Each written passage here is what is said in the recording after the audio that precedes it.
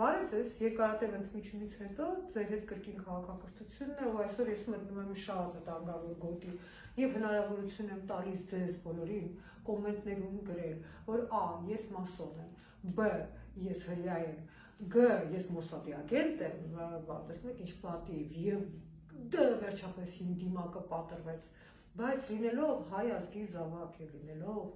իմ երկրի իրավիճակի ուղղակի ողբերգությամբ ապրող մարդ, ես ուզում եմ հասկանալ, թե ինչն է պատճառը, որ գտնվելով այդ ազգի հետ նույն աշխարհագրական, նույն պատմական, նույն բիբլիական, նույն առևտրական, նույն հանճարային գոտում, մենք այնուամենայնիվ տանուն ենք տալիս այդտեղ, որտեղ այդ ազգը միանշանակ հաղթում է, եւ ուրեմն այսպես շալոմ Իսրայել, շալոմ, եւ մենք կփորձենք հասկանալ, թե որոնք են այն պարամետրերը, կարող է այս մի հաղորդումը չհերիքի, որտեղ Իսրայել գտնված իմ ժամանակաշրջանում, այդ ժամանակահատվածում ես շատ բաներ եմ տեսել, շատ բաներ եմ սովորել, շատ բաներ եմ հասկացել եւ հնարավոր է դիմանամ ձեր կոմենտների տարափին առայն որ իսկ բաները հрьяաները միշտ խոչընդոտել են հայերին։ Հա, իդեպ ասեմ հանկարծ ձեր մեծամտությունը թող չվիրավորվի, նույնիսկ ակադեմիական միջավայրում իսրայելցիների ուղիղ կեսը գաղափար չունի թե որտեղ են հայերը եւ ինչի են իրան գտնվում եւ հաստատ ոչ մեկը հայերին ոչ մի դավադրական տեսության մեջ չի դասում թիվ 1 թշնամիների շարքում։ Գիտեք ինչի։ Դա էլ այնքան ոնց որ ասենք հաճելի գործընթաց չի, որտեղ շատ փոքր ենք եւ շատ անկարող։ Ուրեմն գնացիք թիվ 1 գործով։ Հрьяաները չեն ունեցել պատմական երկիր, այն ինչ որ ունեցել են հայերը։ Հрьяաները չեն ունեցել այդքան շատ աշխարհագրական հուշարձաններ, այդքան շատ պատմագրական կոթողներ, իրենց միակ պատմագրական կոթողը Մովսեսի հնգագրյա այդ եբրայերեն տեքստն է, որից իրենք կարճած են եւ որից կարճած լինելով քայլ առ քայլ ստեղծում են պատմական հիշողություն։ Օրինակ, սիոնիզմի հայր Հերցելը։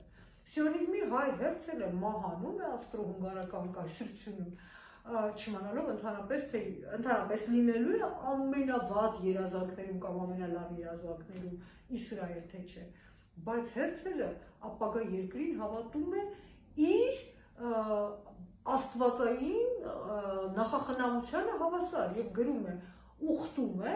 իմ եւ իմ հարազատների աճյունը անպայման թաղել աղետյաց երկրում։ Հին նոր երկիր սիոնիստական գաղափարախոսության գրքի հայր Հերցելը հենց դարձավ այդ գաղափարախոսության հայրը միայն մի պատճառով նա անվրեպ հավատում էր դրան։ Եվ հрьяաները, քանի որ չունեին իրենց ազգային հերոսական պատմական տեղանքը, օտար պաղեստինյան անապատում առաջինը որ սկսեցին ստեղծել, դա ոչ ոռոգման կանալներն էին, ոչ ստարտափեր էին, ոչ էլ տեխնոլոգիան։ Նրանք սկսեցին ստեղծել պատմական հիշողություն, որը քանի գնում ընդլայնում են, որը իդեպ հիմա անում է մեր բարեկամ ճակերտավոր կամ իրական թշնամի Ադրբեջանը, նա ստեղծում է պատմական հիշողություն այնտեղ, որտեղ այն չի կարող գոյություն ունենալ, մենք ոչնչացնում ենք մեր պատմական հիշողությունը այնտեղ, որ նա կարող է գոյություն ունենալ եւ որտեղ նա գոյություն ունի։ Մենք ոչնչացնում ենք եւ պատմական դառը հիշողությունները, եւ պատմական նվաճումները, բոլորը անվանելով դա իրական հայրենիքի հետ կապ չունեցող հիշողություններ։ Մի քիչ ծիծաղ է սա գալիս, բայց հрьяաները առաջնորդվեին իրական հայրենիքի գաղափարով։ Կլիներ արդյոք Իսրայելը, թե կհայտնվեին մի շարք տրզած գլխներով պրոպագանդիստներ, որ կասեին, որ գիտեք իրական հայրենիք Իսրայել երբեք չի եղել պետություն, Պաղեստինը դա ուրիշների տարածքն է, եկեք մենք բոլորովս քաշվենք մի հատ գետո եւ մասսայական ինքնասպանվենք։ Ձեզ թվում է այս ֆանտասմագորիկ բան եմ ասում, դա այն ծրագիրն է, որ մեզ առաջարկվում է։ Քաշվի քո գետո եւ մասսայական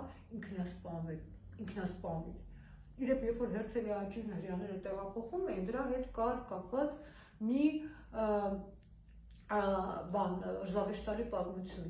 Նրանք երկրորդ համաշխարհային պատերազմից հետո ավստրո-հունգարական կայսրությունը բաժանված էր երկու մասի՝ սովետական եւ ամերիկյան գոտու։ Եվ Գերմանիան փաստորեն նախկին ավստրո-հունգարական։ Եվ նրանք գրում են հեռագիր են ուղարկում, հեռագիրը գնում է սովետական հատված, ասում են Հերցելին կարող ենք ստանալ հրեաները։ Եվ սովետական բանը այդ զինվորական դեպարտամենտը պատասխանում է ոչ մի դեպքում մենք թույլ չենք տա, որ Հերցելին ազատեն, որովհետև նրանք կարծում են, որ խոսքը ռազմագերու մասին է։ Հրեաները ուղարկում են նմանատիպ հեռագիր ամերիկյան ղեկավարության գոտի, այլ բաժանված են գոտիները եւ ստանում են պատասխան. ինչ ուզում եք արեք, մենք ձեր հավեսը չունենք, դրա ժամանակը չի, մենք դրանով զբաղվելու ժամանակ չունենք։ Եվ հրեաները ամբողջ իրենց հրեական իդեոլոգիայի աճումները մասունք առ մասունք տեղափոխում են Իսրայելի հողի վրա եւ սարքում են այնտեղ գերեզմանը։ Գերեզմանների մեջ գիտեք ինչ բան կա, որ Պանթեոնի մեջ ոչ մի տարբերություն չկա պատերազմի ժամանակ զոհված շարքային զինվորի եւ սիոնիստական իդեոլոգիայի հայրերի կամ խոշորագույն զինվորականների միջեւ հիշողության կամուրջը անցնում է միացնելով այդ երկու գերեզմանները եւ այդ երկու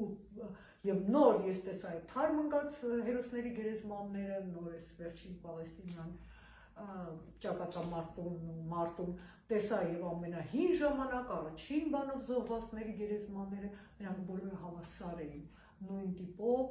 նույն ձևով եւ պատմությունները նրանց մասին արվում էին հավասար կերպով։ Ուրեմն խնդիր համար 1 ամեն գնով ստեղծել պատմական հիշողություն,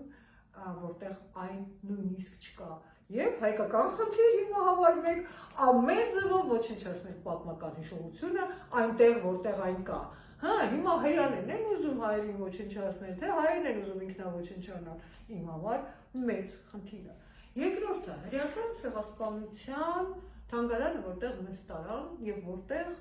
գնում էին ավտոմատներով զինվորները, նրանք պարտադիր գնում են այսպես կրթության շրջանակներում ցեղասպանության թանգարան, որպեսզի իրականացնեն այլևս երբեք լոզունգը, այսինքն այլևս երբեք հրեան չի ենթարկվելու ցեղասպանության։ Բայց ես անում եմ շատ խորամանկ քայլ, ես չէի մոտենում խմբերին, որոնց բերել էին սովորելու, ես չէի մոտենում Ամերիկայից եւ այլուր տեղերից եկած հրեա եւ ոչ հրեա զբոսաշրջիկներին, բնավ ես մոտենում էի անընդհատ թանգարան ներս մտնող երիտասարդությանը, որոնք մտնում են իրենց սեփական կամքով 1 կամ 2 հոգով եւ պտտվում են։ Ու ես իրենց հարցրեցի, ասի դուք Իսրայելից եք, ասին այո, մենք Իսրայելից ենք, տարբեր տեղերից են, տարբեր քաղաքների անուններ ասեցին, ես չեմ հիշում, ես մտածել եմ 4-5 հոգու։ Ասում եմ, բայց դուք ձեր կամքով, այս գեղեցիկ օրով, դուք այդքան երիտասարդ, նաեւ կան սիրահար զույգեր, ինչի՞ չեք գնում միտեղ զվարճանալու, եկել եք ցեղասպանության թանգարան եւ պատասխանը ստացա երիտասարդության, այդ տեխնոլոգիական, այդ ստարտափների հեղինակ, այդ լավ, այդ երրորդ կետը, այդ անգլերենով բացարձակ գիտելիքի այնպես գերագույն մակարդակով խոսող ամեն յուրաքանչյուր Իսրայելի երիտասարդ այդպես է խոսում անգլերեն եւ իրենք այդտեղ գալիս են իրենց սեփական կամքով, որովհետեւ պատասխանը հետեւյալն է։ Այնպես է եղել ճակատագիրը տարբեր մոդիֆիկացիաներով, որ մենք ստիպված ենք կռվել մեր հայրենիքի համար եւ պետք է մենք միշտ հիշենք, որ ինչ պիտի անենք, որպեսզի ինչ որ եղել է չկրկնվի եւ որ այդ ամենը չմոռացվի։ Այսինքն բացի պատմական հիշողությունից հրեաների մեջ ապրում է նաեւ ցեղասպանային նախադեպը չկրկնելու թեման։ Չկրկնել ցեղասպանության նախադեպը, ինչպես չկրկնել, լինելով բավականաչափ ուժեղ, որ դրան դիմադրեն։ Իսկ ինչպես են մարդիկ լինում ուժեղ մտովի, քաղաքականապես եւ ռազմականորեն, եւ նրանք այդ 3 խնդիր իրենց առջեւ դնում են շատ կոնկրետ, որտեղ այնքան դժվար է դնել քո առաջ հաղթելու խնդիր։ Երբ որ դու քո առաջ դնում ես հաղթելու խնդիր, հա, այդ խնդիրը իրականացնելը ահավոր բարդ է։ Ժողովուրդ, պարտության խնդիրը իրականացնելը այնքան հեշտ է։ Պարտում ես թաթիկներից վերև ես տգում եւ ասում ես, այ ես այսպես խաղաղ օրակարգի մեջ եմ։ Եվ ասում եմ, ես տեսնում եք ինչ իմաստ ունեմ։ Ես խուսափում եմ պատերազմներից։ Այո, պատերազմից խուսափելը հեշտ է, ուղղակի հետևանքն է, դա շատ դժվար, բայց ում է դա հետաքրքրում Հայաստանում, իսկ այդ իսրայելցիներին հետաքրքրում է։ Երրորդը գիտելիքը ուժը։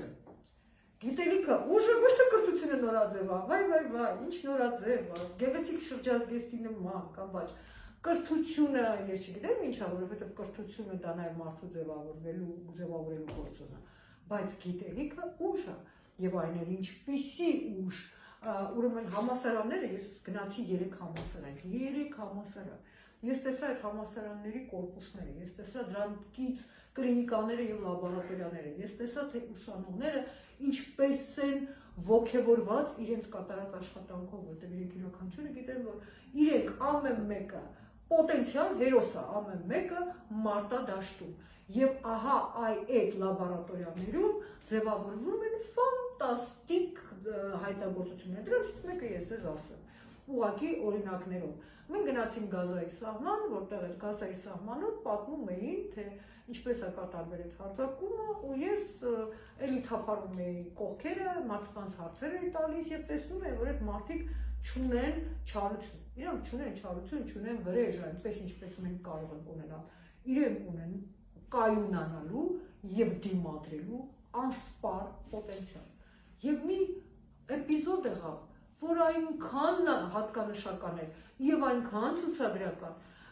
ասում է, երբ որ արդեն նրանք մեզ սկսեցին ոչնչացնել, մի քանի տարի առաջ դա սկսվեց հոգեբանական կղանքի ատակայով։ Կներեք, դա կղանքի հարձակում էր, վերևում գտնվող այդ բաները, գոտիներից սկսեցին ամբողջ կղանքային կեղտաջրերը ուղղել դեպի ներքև, դեպի Իսրայել։ Եվ այդ կինը, որի դեպերի խոսում էր փայլուն անգլերենով, բայց ուներ դե ոնց ասեմ ձեզ, հենց նոր դաշտից դուրս եկած ֆերմերուհու չլվացված անխանապես, իսկապես ինքը մեր գիդը չէ, ուղղակի այնտեղից բռնել ենք, հարցեր ենք տալիս։ Եվ ասաց հետևյալը, ասում է, եւ ես տեսա այդ կինը, այդքան քիչ տգեղ կին էր, էլի կներեք, էլի չի կարիք նույն մասին այդպես ասել, բայց վերհացավ, քիթը տնկեց, ասում է, իրենք կղանք ուղարկեցին դեմը, բայց մեր ասում է կռվող զինվորները, ես մտքումս ասի, կղանքի դեմ ինչ կռիվ կարելի է տալ, ասի զինվորները, ասում է, այո, մեր գիտնականները մարտնչում են հանուն Իսրայելի, ասում է, միջապես տեղադրվեցին այն համակարգերը, որոնք կղանքի ջուրը սարքեցին մաքուր ջուր, որը խմելու արժանի էր, եւ այդ ջուրը ուղղվեց Իսրայելի դաշտերի ռոռոկմանը, լավը չէ, ազգը, որը սիրով իր մեջ է ընդունում թշնամական պրոպագանդայի կղանքը եւ չի մտածում մաքրելու եւ սեփական դաշտը ռոռոկելու մասին, մտածում է, որ ինչ-որ մեկը ուզում է իրան ոչնչացնի։ Ես չեմ վերջացրել Իսրայելի թեման, ուղղակի ուզում եմ, որ այս մեկը մարսեք, ես դեռ շատ բաներ ունեմ ձեզ պատմելու, մինչև հաջորդ քաղաքակրթություն։